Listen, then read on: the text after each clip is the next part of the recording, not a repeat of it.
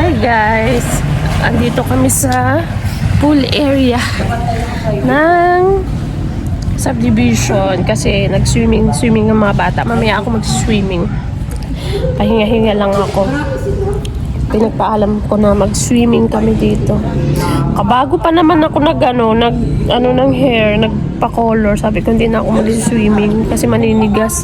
Pero na rin ako, di ko lang babasahin yung hair ko mamaya. Tatali ko na lang siya pataas. Yun sila guys, medyo madilim na kasi 6 PM na. Past 6 na, 6:30 na. So silang tatlo pa lang. Be, si Hilary chinat mo? Ha? Chat ko si Hilary, nandito na tayo. Ha? Ano sabi niya? Ayaw ko. Paano nabutang? Swimming na sila. Ito yung bagong phone ni Princess na binili.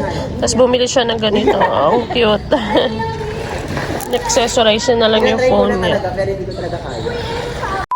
Second time around. Nandito na naman kami. O, diba?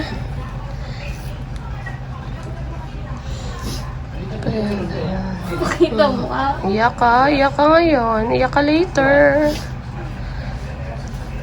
I-bike na naman. Low bat na naman. Anong oras kaya i-charge yun? Sabi ni. 3 hours. Konti na lang.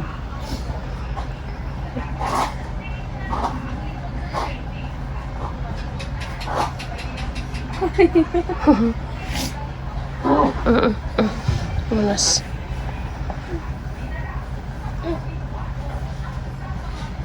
Gumanon ba, anak? Gumanon. Paano ang posisyon niya pag gano'n? Yung paganto.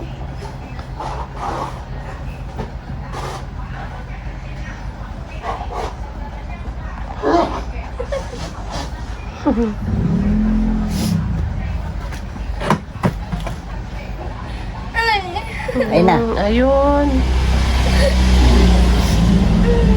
Okay. Ito na be. Tomorrow. So ayan, nagpagawa na kami ng nails ni Princess guys kasi may aatinan kaming kasal. Uwi kami ng probinsya dahil ikakasal yung kapatid ko. Kaya dito pa lang nagpa-nails na kami.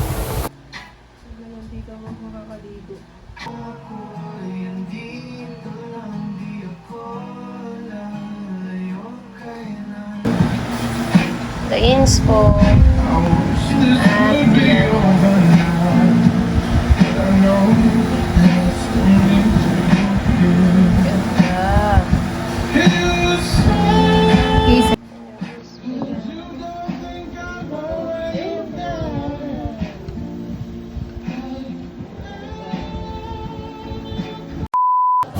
Nakakalungkot na balita guys, hindi nasa ang pagkakataon.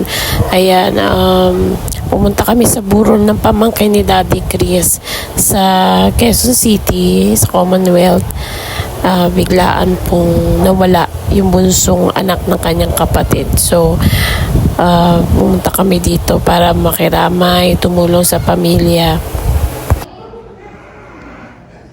It's you who will carry her on the best pathway in her life. We love you, Lord, in Jesus' name. Amen. And a couple of reminders po. Kung may okasyon ako, iniakit ko sa usun sa taas. Meron ako dalawang tigising na speaker eh. Hindi, akin sa taas. Nagsasawad ako sa akin. Kaya na yun, pinipapaalam ko.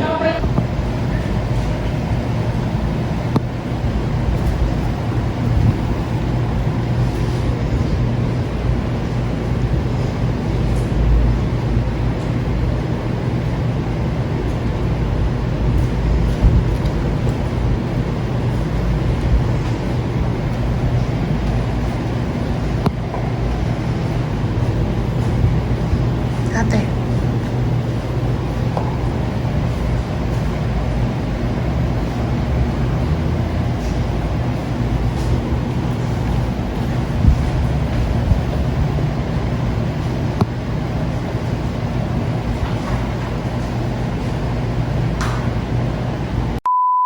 Kasama mga kapatid ni Daddy Chris, nagkayayaan na ng mag-McDo o banding kasi ngayon na sila ulit nagkita-kita. Minsan kasi sa ganito pagkakataon pa nagkakaroon ng nagkikita-kita, yung mga hindi madalas magkita. Kaya nag-usap-usap din sila magkakapatid na once in a month magkikita-kita rin sila para kahit papaano makapag-banding din sila magkakapatid. Dahil sa busy na rin sila at may kanya-kanya pamilya, hindi na rin sila nagkikita madalas.